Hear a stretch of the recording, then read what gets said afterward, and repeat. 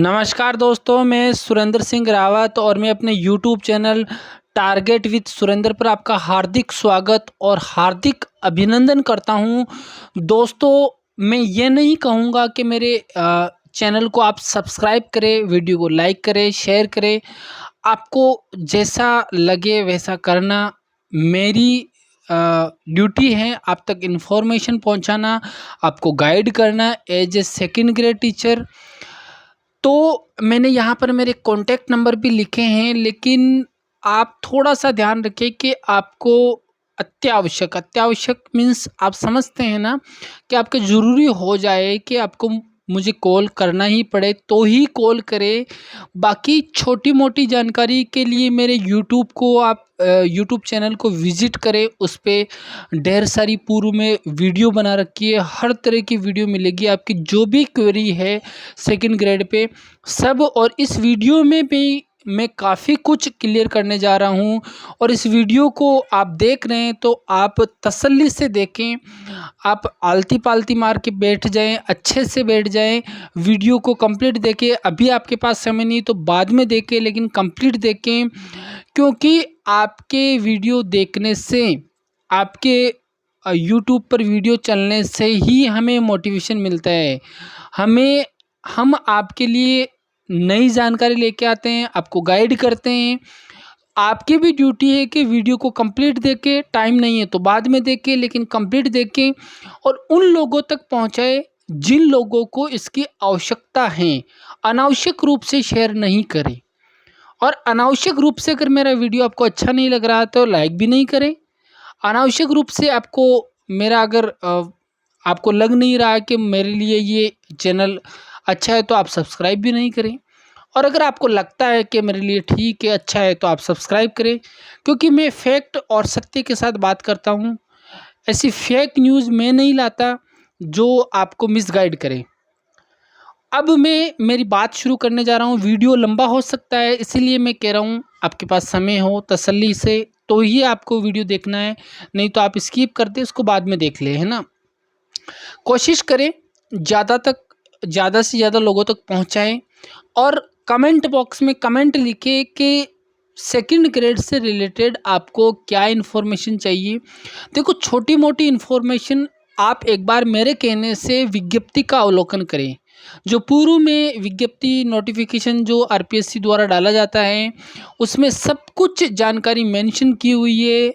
मैंने भी उस पे वीडियो बनाया हुआ है, पूर्व में आप प्लेलिस्ट में जाके देखें तो वो तमाम जानकारी। तो छोटी मोटी क्वेरीज के लिए आप एक बार विज्ञप्ति का अवलोकन करें, उसको पढ़े, हिंदी इंग्लिश दोनों में हो।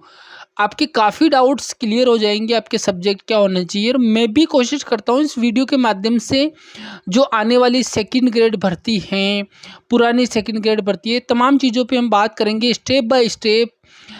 अब हम बात करते हैं मुद्दे की। सबसे पहले तो अभी जो सेशन है हम उसको एक बार के लिए 23-24 मान लेते हैं, क्योंकि 23 जो हमारा ईयर है वो चल रहा है। और आप विश्वास नहीं मानोगे, मैं सेकंड ग्रेड एसएसटी सब्जेक्ट से हूँ, और मेरे नोट्स में से अभी जो भर्ती हुई है उसमें 125 प्लस क्वेश्चन आए हैं। आप जिन्होंने मंगवाए हैं ढंग से पढ़े नहीं, वो उनकी गलती है, चाहे तो वो पेपर मिला सकते हैं। और मैं कोशिश करूँगा कि आगामी सेकंड ग्रेड भर्ती जिसमें एसएसटी विषय है उसमें मेरे नोट्स में से 130 प्लस क्वेश्चन आए, और 125 प्लस के लिए मैं अभी जो रिसेंट भर्ती हुई है उसके लिए मैं श्योर हूँ। आप चाहे तो मिला सकते हैं, मेरे नोट जिनके पास हैं वो मिला सकते हैं, जिनके पास नहीं है वो मंगवा के मिला सकते हैं। लेकिन अभी नोट्स अपडेशन का काम चल रहा है, जैसे ही अपडेशन होंगे नोट्स मैं आपको जानकारी दे दूंगा। और मेरे हिसाब से मार्केट में जितने भी कंटेंट अवेलेबल है सेकंड ग्रेड एसएसटी के लिए, उन सबसे बेहतर, मैं पूरे कॉन्फिडेंस के साथ कह रहा हूँ, सबसे बेहतर कंटेंट आपको मैं उपलब्ध करवा सकता हूँ और करवाऊँगा। बस मुझे अपडेट करने हैं मेरे नोट्स, है ना, तो मैं उसको अपडेट करने में लगा हुआ हूँ। उसमें फुल्ली लोडेड फीचर जिसको हम कह सकते हैं, यानी टू दी पॉइंट कंटेंट हो, और उसमें हर टॉपिक के बाद में क्वेश्चन आंसर हो, और वो क्वेश्चन आंसर हो जो पूर्व के एग्ज़ाम्स में पूछे गए हों वो, ताकि आपकी प्रैक्टिस हो जाए, आपको अंदाज़ा लग जाए किस तरह से आपको तैयारी करनी चाहिए और किस तरह के क्वेश्चंस आते हैं और किस तरह का आपको मैटर है ना। मैं बता दूं, अगर आप मेरे से ये पूछोगे कि मुझे आप ये बता दीजिए कि एसएसटी के लिए कौन कौन सी किताबें गाइड पढ़े, तो मैं आपको क्लियर शब्दों में कहना चाह रहा हूँ, मेरे अनुभव से मैं कहना चाह रहा हूँ, एसएसटी विषय की अगर आप ढंग से तैयारी करें तो कम से कम आपको 10 किताबें और गाइडें चाहिए, कम से कम बता रहा हूँ मैं। और उसमें भी आपको ध्यान ये रखना है कि फिर टॉपिक वाइज आपको मैटर छांटना है, और छांटना भी इस तरह से है कि वो आप जब एनालिसिस करेंगे ना पूर्व के पेपर्स का, तब आप छांट पाओगे। इसीलिए मैं इसलिए नहीं कह रहा हूँ कि आप मेरे नोट्स खरीदिए, मेरे नोट्स बेस्ट है, आपको अच्छा लगे तो आप मंगवाइए, है ना। और वो मैं नोटिफिकेशन डालूंगा, वीडियो डालूंगा कि अपडेट हो चुके हैं नोट्स, उसके बाद ही आप उसकी बुकिंग करवाएं। अभी केवल एज ए इन्फॉर्मेशन मुझे जो देना था वो मैंने दिए। चलो हम आगे बढ़ते हैं और कुछ बात कर लेते हैं, है ना। जो कई विद्यार्थियों को सवाल है कि क्या 2023 में नई वैकेंसी आएगी सेकंड ग्रेड की। तो देखो, बजट में जो घोषणा हुई है, जो भर्तियों की 1 लाख की जो भर्तियों की घोषणा हुई है, उसमें पूरी संभावना है कि टीचर्स की भर्ती तो आएगी। अब उसमें सेकंड ग्रेड पहले आती है, फर्स्ट ग्रेड पहले आती है, या और कौन सी पहले आती है, वो सब कुछ देखने का विषय हो जाएगा।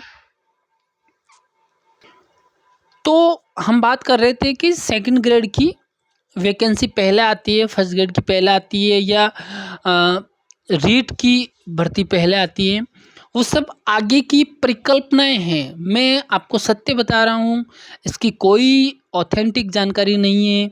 हाँ, ये निश्चित है कि टीचर्स की भर्ती आएगी, टीचर्स भर्ती आएगी। अब उसमें सेकंड ग्रेड पहले आती है, फर्स्ट ग्रेड पहले आती है। अब आप कहोगे कि सेकंड ग्रेड, अब तक का इतिहास देखें तो एवरेज हर 2 साल में सेकंड ग्रेड की वैकेंसी आती है, हर 2 साल में सेकंड ग्रेड की वैकेंसी आती है। तो ये एवरेज है। अब उसमें कई बार कंटिन्यू भी आई है, कई बार 1 साल छोड़ के भी आई है, कई बार 2 साल छोड़ के भी आई है, और कई बार 3 साल छोड़ के भी आई है। अब वो देखना है कि वो केवल अपन कल्पना कर सकते हैं कि एक कयास लगा सकते हैं कि कब आ सकती है। तो देखो, चांसेस पूरे ये हैं कि अभी 2023 में मैं कहूँ कि मोटा मोटी तो कम चांस है आने की, और आ जाए तो आपकी किस्मत है। मैंने कहा ना, कंटिन्यू भी आई है, 1 साल छोड़ के भी आई है, 2 साल छोड़ के भी आई है, और 3 साल छोड़ के भी आई है। तो अब देखना ये होगा कि 23 में आती है, 24 में आती है। कड़वा सत्य यही है कि इसकी ऑथेंटिक इन्फॉर्मेशन नहीं है। जो भी यूट्यूबर कहते हैं कि न्यू वैकेंसी मतलब इस साल आ रही है, तो ये मान लीजिए कि वो ऑथेंटिक न्यूज़ नहीं है। आपको पता है कि एग्ज़ाम डेट भी आगे पीछे हो जाती है, तो इस भ्रम में नहीं रहे। लेकिन जो तैयारी करने वाले स्टूडेंट हैं, वो अपना टारगेट फिक्स कर ले कि मुझे फर्स्ट ग्रेड की तरफ जाना है, सेकंड ग्रेड की तरफ जाना है, या थर्ड ग्रेड की तरफ जाना है। क्योंकि आपके पास में विकल्प मौजूद होंगे। हो सकता है कि 2 भर्ती एक साथ आ जाए, तीनों भर्ती एक साथ आ जाए, किन्हीं इन दोनों में से सेकंड ग्रेड थर्ड ग्रेड साथ आ जाए। तो कई बार स्टूडेंट क्या होता है कि मैं ये भी खा लूँ, ये भी खा लूँ, और उसके चक्कर में वो दोनों से जाता है। तो निश्चित कर ले, मेरा अनुभव ये कहता है कि सेकंड ग्रेड द बेस्ट।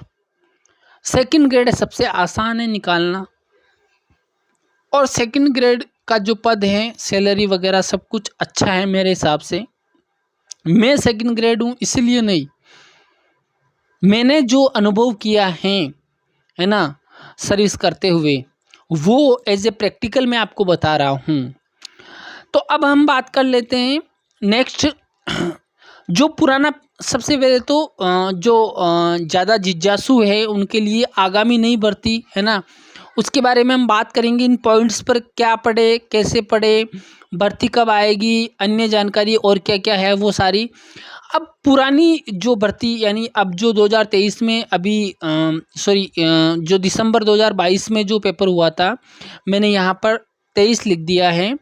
इसको आप सुधार ले थोड़ा सा, है ना। 2022 में जो पेपर हुआ था और जो जिसको हम कह सकते हैं अब वो पुरानी भर्ती हो चुकी है, उसकी मेरिट कितनी रहेगी, बहुत सारे स्टूडेंट के कमेंट आए हैं। तो मैं आपको क्लियर बता देता हूँ कि आप ऊपर नीचे कर लेना, एससी की कितनी रहेगी। मैं as a general cut off का जो अनुमान बता रहा हूँ वो मेरा अनुमान है 300। अब आप महिला हो, वीडियो कैटेगरी हो, तो पुरानी कट ऑफ को देख के ऊपर नीचे उसमें कर ले। मेरा एवरेज है कि इसकी जो मेरिट जाएगी वो 300 के आसपास रहेगी।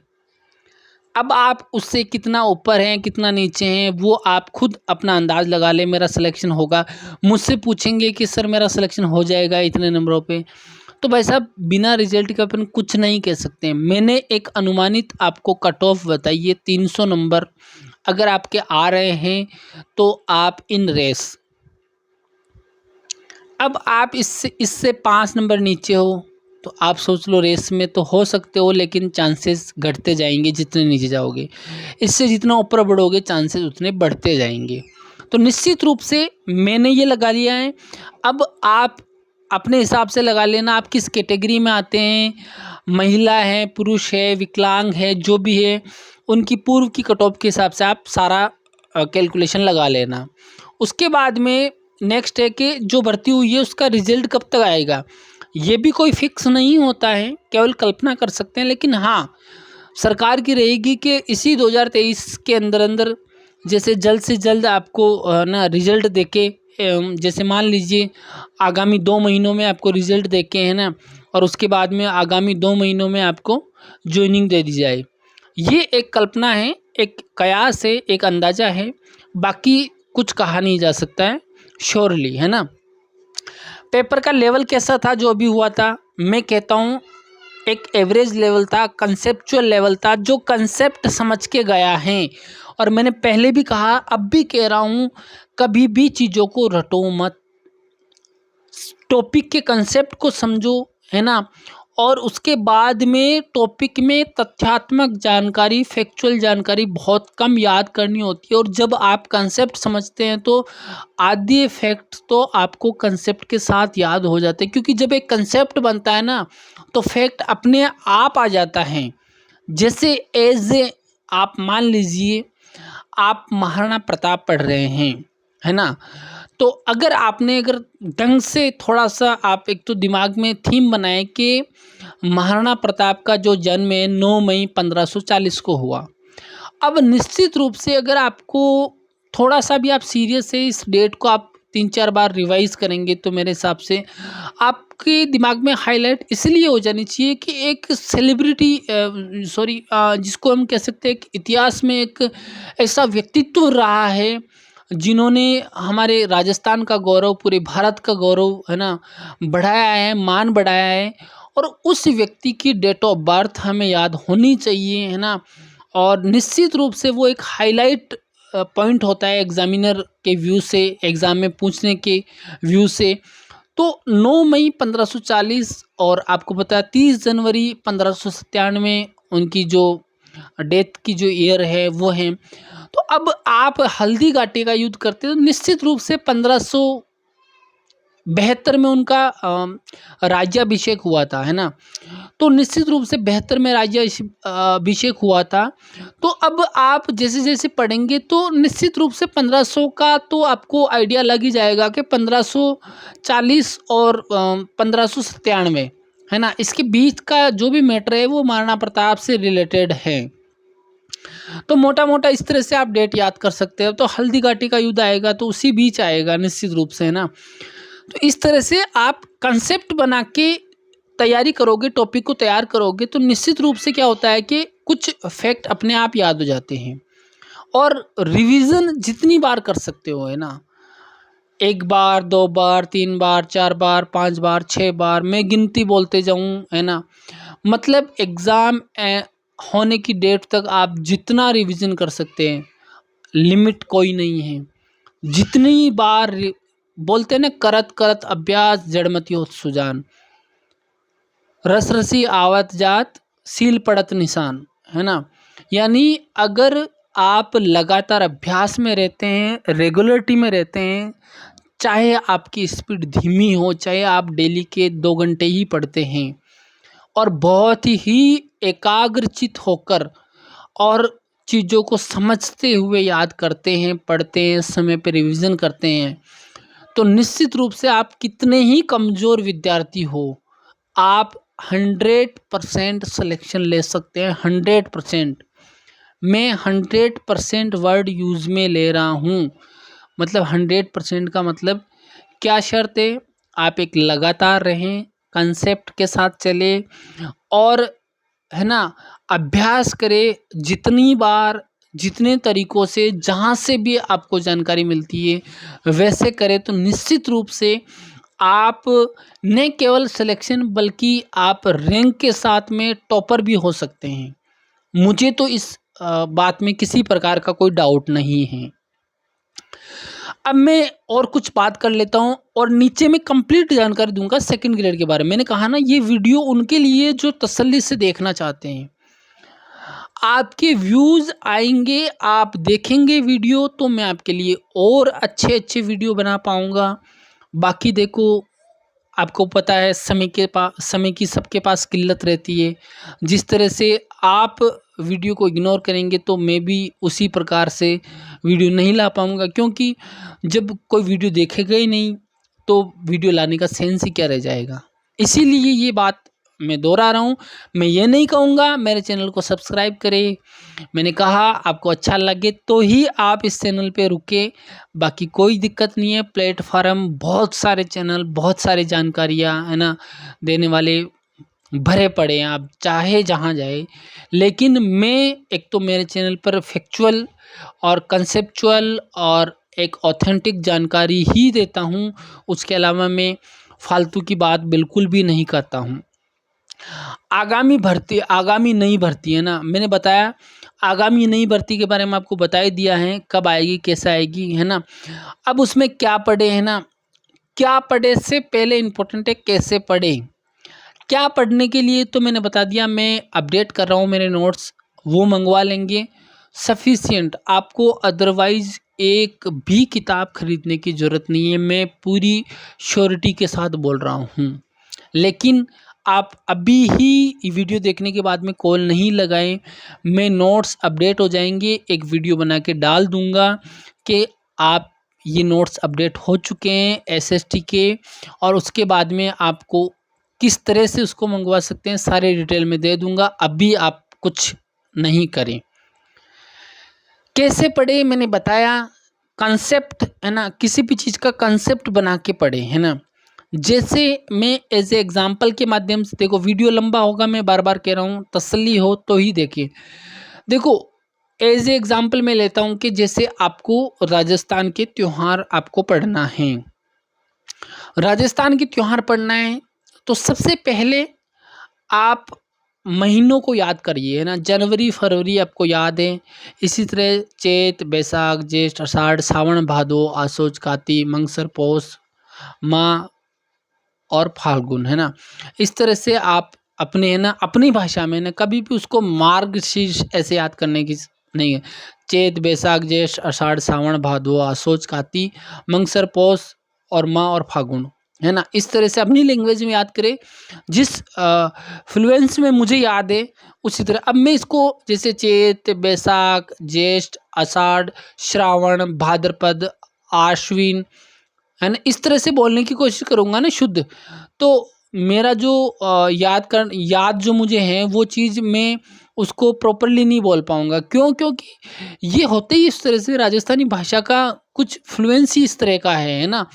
तो आपको याद करना है, एज ए मैटर आपको याद करना है। उसके बाद में आप कंसेप्ट से चले। आप अभी रिसेंटली आपने देखा है कि अभी 1-2 दिन पहले अमावस्या और अभी नववर्ष, है ना।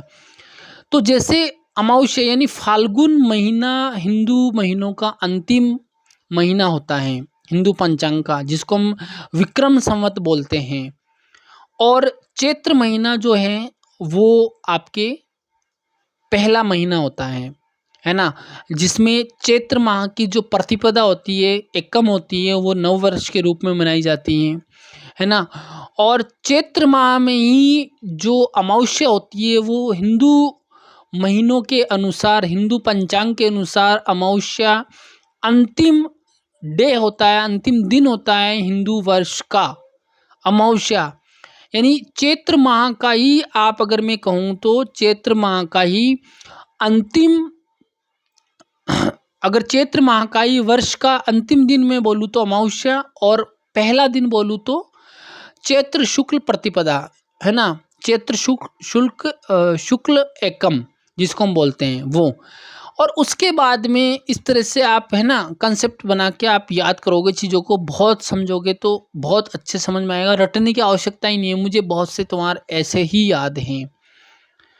क्योंकि लंबा हो जाएगा वीडियो, इसलिए मैं इस पर ज़्यादा नहीं जाता। भर्ती कब आएगी मैंने बता ही दिया आपको, अन्य जानकारी मैं नीचे देने वाला हूँ आपको, आप वीडियो में बने रहें, है ना। सेकंड ग्रेड न्यू वैकेंसी 2023-24 कह सकते हैं हम, है ना। अभी कब आएगी मैंने बता दिया है ना, आपको बता दिया। कंटिन्यू भी आई है, 2010 में आई तो 11 में भी आई थी, फिर 12 में नहीं आई, 13 में आई, फिर 14 में नहीं आई, 15 में नहीं आई, 16 में आई, फिर 16 के बाद में जो है 17 में नहीं आई, 18 में वापस आ गई। उसके बाद में 19 में नहीं आई, 20 में नहीं आई, 21 में नहीं आई, 22 में आई। तो आपने देख लिया इस तरह से। अब 23 में आती है या 24 में आती है, 25 में आती है, वो आपकी किस्मत, आपका भाग्य जो भी हैं। लेकिन जो तैयारी करने वाले होते हैं वो पहले से ही लग जाते हैं, अपना टारगेट फिक्स कर लेते हैं और पूरे ज़ोर शोर से जो भी होता है वो करते हैं। मोटा मोटा कंसेप्ट देखें तो इसमें 500 अंक आपके निर्धारित होते हैं सेकंड ग्रेड में, और 250 क्वेश्चन होते हैं। एक होता है फर्स्ट पेपर, एक होता है सेकंड पेपर। फर्स्ट पेपर जिसको हम जीके का पेपर बोलते हैं, जनरल पेपर बोलते हैं, जो कॉमन होता है। और दूसरा होता है अपने सब्जेक्ट रिलेटेड पेपर। जैसे आप साइंस से हो तो आपका साइंस का पेपर होगा, आप हिंदी से हो तो हिंदी का। और ये सब्जेक्ट किससे डिसाइड होते हैं तो मैं पहले ही बता चुका हूँ आपको, ये डिसाइड होते हैं आपके ग्रेजुएशन में क्या सब्जेक्ट रहे हैं। ग्रेजुएशन में अगर आपके हिंदी साहित्य रहा है तो आप हिंदी से दे सकते हो।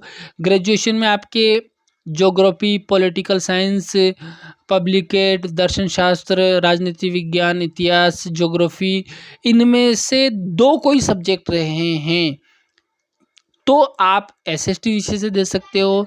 इंग्लिश लिटरेचर अगर आपके बीए में रहा तो आप इंग्लिश लिटरेचर से दे सकते हो।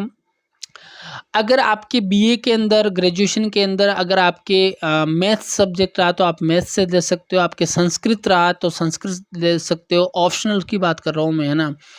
संस्कृत से दे सकते हो। जो भी आपके उर्दू रहा है तो उर्दू से दे सकते हो, सिंधी रहा तो सिंधी से दे सकते हो, है ना। जो आपके ऑप्शनल सब्जेक्ट ग्रेजुएशन में रहा है उसी की मैं बात करूँगा, उसी के बेस पे आपका सब्जेक्ट बनता है, न कि बीएड से। बीएड से आप इसको रिलेट नहीं करें।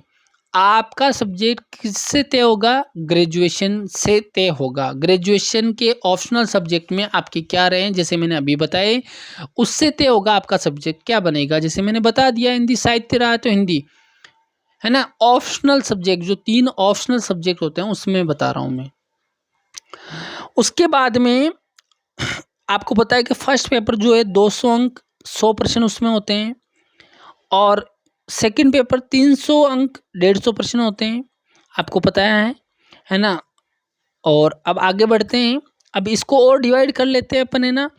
जैसे इसमें 100% कुल है ना, तो 100% में से 40% जो है वो आपके 80 अंक के होंगे, और वो होंगे राजस्थान जीके के।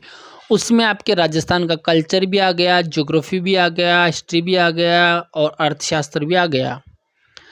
10% होंगे वो आपके राजस्थान के करंट जीके के होंगे, और 20 अंक के वो होंगे, है ना। और राजस्थान करंट अफेयर पढ़ना होता है, उसमें केवल राजस्थान करंट अफेयर।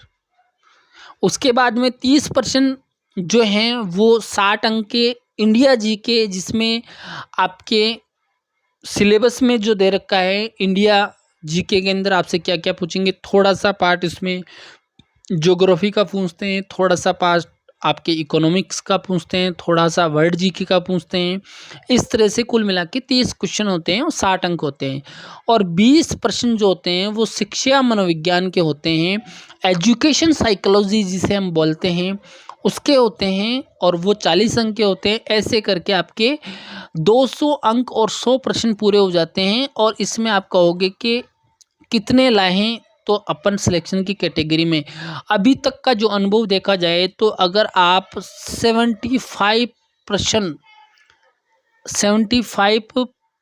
प्रश्न की बात कर रहा हूँ, मैं बात कर रहा हूँ 75, यानी 100 में से अगर आप 75 क्वेश्चन आपके नेगेटिव होके राइट हो जाते हो तो आपकी बेस्ट, हम कह सकते हैं आप श्योर सिलेक्शन की कैटेगरी में चले जाओगे।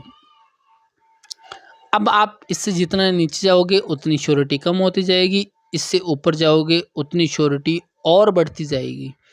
इस पे ही सिलेक्शन हो जाता है, 100% हो जाता है। उसके बाद मैं बात करता हूँ कि इधर 150 में मैं, क्योंकि एसएसटी का विद्यार्थी हूँ तो मैं एसएसटी विषय का आकलन करके बताऊँगा। बाकी आप भी अपने सब्जेक्ट का आकलन कर सकते हैं। जैसे मैथ्स का है तो मैथ्स का मैं बता देता हूँ कि जैसे मैथ्स में अगर किसी के अगर जो 40% का जो रूल्स है ना, 40% दोनों पेपर में अलग अलग लाने होते हैं। इसमें भी आपके 40% मार्क्स, यानी 40% मार्क्स का मतलब कितना हो गया, 40 क्वेश्चन तो कंपलसरी है सही होना। और इसमें 150 प्रश्न का मतलब 40% क्या हो गया, 60 क्वेश्चन आपके सही होने चाहिए। तो जैसे मैथ्स का मैं बता देता हूँ, मैथ्स में जिसके भी 60 क्वेश्चन भी सही हो गए ना, उसके सिलेक्शन श्योर है। इधर भले ही उसके 40 ही हो जाए, इधर 75 होने की ज़रूरत नहीं है, क्योंकि मैथ्स का रेशियो ये है। लेकिन आप जैसे एसएसटी की मैं बात करता हूँ तो एसएसटी का मैं बता देना। अच्छा, इसी तरह से आप हिंदी की बात कर लो, हिंदी की मेरिट थोड़ी हाई रहती है, तो हिंदी में आपके इधर और भी ज़्यादा, इधर तो 75 होना ही चाहिए, लेकिन इधर सब्जेक्ट में आप मेरिट देखो। ये अंदाज़ा इसीलिए जैसे मैं मेरा एसएसटी का कैलकुलेशन करके बता रहा हूँ। मैं कैलकुलेशन कैसे किया, क्योंकि मुझे पता है कि इधर 75 होगा, है ना। तो इधर मैं कितना, इधर मैं आपको बताना चाहता हूँ कि एसएसटी का कैलकुलेशन मैंने कैसे किया। जैसे अभी तक 6 बार आरपीएससी की भर्ती मैंने देखी है 2010 से लेकर 22 तक, तो उसकी जो कट ऑफ है वो क्या रही है, तो उसके अकॉर्डिंग मैं बता रहा हूँ कि 300 के आसपास कट ऑफ रहती, 300 से 320 330, है ना। तो उसके अकॉर्डिंग इसमें अगर आप 110 प्लस रह जाते हैं, 110 प्लस, 110 प्लस, और इधर आप 75 प्लस, है ना। अब मान लो मैं ये बता रहा हूँ, आप भी पूरी कोशिश करते हैं 110 प्लस और 75 प्लस, है ना। सब्जेक्ट में 110 प्लस और इधर जीके में 75 प्लस। लेकिन मान लीजिए अपन कोशिश पूरी इसकी करते हैं, है ना, 100% ये कोशिश करते हैं कि इस रेशियो पे अपन रहें, 100% अपन अपना एफर्ट लगाएंगे ना, तो आप किसी भी हालत में 70, इधर 70 से नीचे नहीं जाएंगे, इधर आप 100 से नीचे नहीं जाएंगे नेगेटिव होके। तो आपके मार्क्स बनते 340, और 340 पे कोई सिलेक्शन रोकने वाला नहीं है, 100% सिलेक्शन है। ये कैसे, क्योंकि मैंने पहले की मेरिट का कैलकुलेशन किया। इसी तरह आप अपने सब्जेक्ट का कैलकुलेशन करें। जैसे मैथ्स का मैंने बताया, इधर 60 लिया हो, इधर आप 40 भी लिया हो, तो आपका सिलेक्शन श्योर है। इसी तरह आपको पता है कि संस्कृत की मेरिट हाई जाती है ना, हिंदी की मेरिट हाई जाती है, तो उसके अकॉर्डिंग आप कैलकुलेशन कर ले, है ना। अब इसमें मैं बता दूं थोड़ा सा आपको, 150 में से 130% जो है, 260 अंक के जो है वो सब्जेक्ट से संबंधित होते हैं।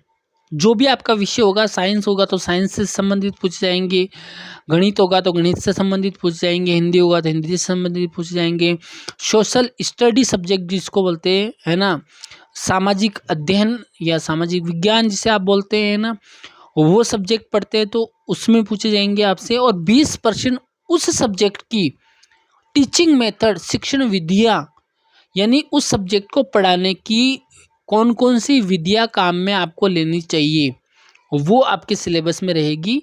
20% 40 अंक, ऐसे मिला के 150% 300 अंक के कंप्लीट होते हैं। अब जैसे मैं बात कर लेता हूँ कोई एसएसटी सब्जेक्ट से हैं, है ना? तो एसएसटी सब्जेक्ट में 7 विषय होते हैं। कितने विषय होते हैं? 7 विषय होते हैं। और एक सब्जेक्ट अपना गिन ले तो एक शिक्षण विधियों का एक सब्जेक्ट अपन मान लेते हैं, शिक्षण विधियाँ एक, है ना? तो 7 + 8, है ना? तो 7 विषय कौन-कौन से होते हैं? इतिहास होता है, राज राजनीतिक विज्ञान होता है, भूगोल होता है, दर्शन शास्त्र होता है, लोक प्रशासन होता है, समाजशास्त्र होता है, अर्थशास्त्र होता है। ये 7 सब्जेक्ट प्लस शिक्षण विधियों वाला 8, टोटल मिला के 8 सब्जेक्ट हो गए, है ना? अब आप कहोगे कि ये कंप्लीट इतिहास के कुछ टॉपिक आपको दिए हुए हैं, राजनीति विज्ञान के कुछ टॉपिक आपको दिए हुए हैं, भूगोल के कुछ टॉपिक दिए हुए हैं, दर्शन के कुछ टॉपिक है, लोक प्रशासन के कुछ टॉपिक है, समाजशास्त्र के कुछ टॉपिक है, अर्थशास्त्र के कुछ टॉपिक है, शिक्षण विधियों का जो सिलेबस है वो है। तो ये सब्जेक्ट आपको कंप्लीट नहीं पढ़ने होते हैं। इनके अगर आप अकेला इतिहास उठाओगे तो बहुत लंबा चौड़ा सिलेबस है। सेकंड ग्रेड में चुनिंदा 17-18 टॉपिक है ना, अगर आप गिनोगे तो 17-18 टॉपिक कुल मिला के, कुछ प्राचीन में से, कुछ मिडाइवल में से, कुछ मॉडर्न में से। ऐसे ही आप भूगोल में से उठाओगे तो पूरा भूगोल है ना, फिजिकल ज्योग्राफी है ना, भारत का भूगोल, मानव भूगोल जो भी है ना, भरा पड़ा है। लेकिन आपके केवल चुनिंदा टॉपिक है। दर्शन लंबा चौड़ा है लेकिन चुनिंदा टॉपिक है। तो कुल मिला के 7 विषय पढ़ने होते हैं, लेकिन 7 विषयों का मतलब कंप्लीट नहीं है। उन 7 विषयों का कंसेप्ट आपको समझ में आ जाए, उसके लिए जो स्पेशलिस्ट हैं वो सिलेबस तय किया हुआ है उनका, और वो तय करते हैं कि इन 7 विषयों में कौन-कौन से टॉपिक इनको दें सिलेबस में, ताकि इनका सब्जेक्ट का जो कंसेप्ट है वो क्लियर हो जाए, और सब्जेक्ट के जो मेन टॉपिक हैं जो 10th तक पढ़ाए जाते हैं वो आप आसानी से, अगर आप सेलेक्ट होते हो तो पढ़ा सकते हो। इस पॉइंट ऑफ व्यू से आपको आपके सिलेबस में टॉपिक डिसाइड किए जाते हैं।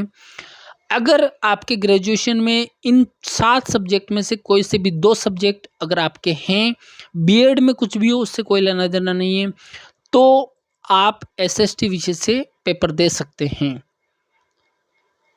इसके अलावा सेकंड ग्रेड देने के लिए आपको मैंने बता ही दिया, आपकी ग्रेजुएशन प्लस बीएड आपकी कंप्लीट होनी चाहिए, या जब एग्ज़ाम लगे तब तक आपका बीएड का रिज़ल्ट आ जाना चाहिए। एग्ज़ाम जिस डेट को, उस डेट से पहले एक दिन पहले ही आपका रिज़ल्ट आए तो आ जाना चाहिए, तो आप उसमें अपीयरिंग हो तो आप एलिजिबल हो। आपका बस शर्त यही है कि जिस दिन एग्ज़ाम हो उसके पहले आपका रिज़ल्ट आ जाना चाहिए, और अगर आप उसको क्लियर कर जाते हो तो आपको सेलेक्ट माना जाएगा, आपको जॉइनिंग दे दी जाएगी। तो मुझे लगता है कि सेकंड ग्रेड के बारे में काफ़ी इन्फॉर्मेशन मैंने आपको दे दी है, और वीडियो क्योंकि मुझे पहले ही पता था लंबा जाएगा, जिसको तसल्ली हो वो वीडियो को देखे, कंप्लीट देखे, दोबारा से देख सकते हैं। मैंने जैसा कि दावा किया है कि 130 प्लस अब की बार जो नोट्स अपडेट में करके दूंगा, उसमें 130 प्लस मेरी तरफ से 100% मैं श्योर हूँ मेरे नोट्स में से आएंगे, और अब की बार 125 प्लस आए हैं, आप चाहे तो मिला लें। तो इस तरह से बहुत सारे, मैंने कहा बहुत ही अत्यावश्यक अर्जेंट अगर आपको हो तो आप कॉल कर सकते हैं मेरे नंबर पर। बाकी छोटी मोटी जानकारी, सर कि मुझे हल्का सा बुखार है ना, कहने का मतलब आप ये पूछना चाहते हैं कि सर इसमें है ना कौन कौन से सब्जेक्ट पढ़ने होते हैं। तो अभी मैंने बताया, पूरा वीडियो देखो आप, है ना, पुराने वीडियोस देखो, और कोई ऐसी छोटी मोटी इन्फॉर्मेशन, हाँ आप बिल्कुल, आपको लगता है कि ये क्वेश्चन तो वीडियोस से भी क्लियर नहीं हो रहा है, तो आप फिर मुझे कॉल कीजिए, है ना। और मैंने किस तरह से तैयारी करनी चाहिए उस पर खूब वीडियो बना रखे, वो देखिए। उसके बाद भी आपको लगता है ना मैं आई एम नॉट सेटिस्फाइड, है ना, उसके बाद में मुझे आप कॉल कर सकते हैं, है ना, निश्चित रूप से। लेकिन आप छोटी मोटी चीज़ों के लिए, है ना, ये बता दो, ये इंजेक्शन दे दो, ये टेबलेट दे दो, बुखार आ गई है ना, उसके लिए कॉल करोगे तो देखो आपको पता है कि मैंने मेरे नंबर सार्वजनिक कर रखे हैं, तो आपको पता है कि फिर बहुत सारे कॉल है ना उनका जवाब देना, आपको पता है कि समय की सबके पास किल्लत होती है। तो इसीलिए मैं मना नहीं कर रहा हूँ, लेकिन अत्यावश्यक कंडीशन में ही।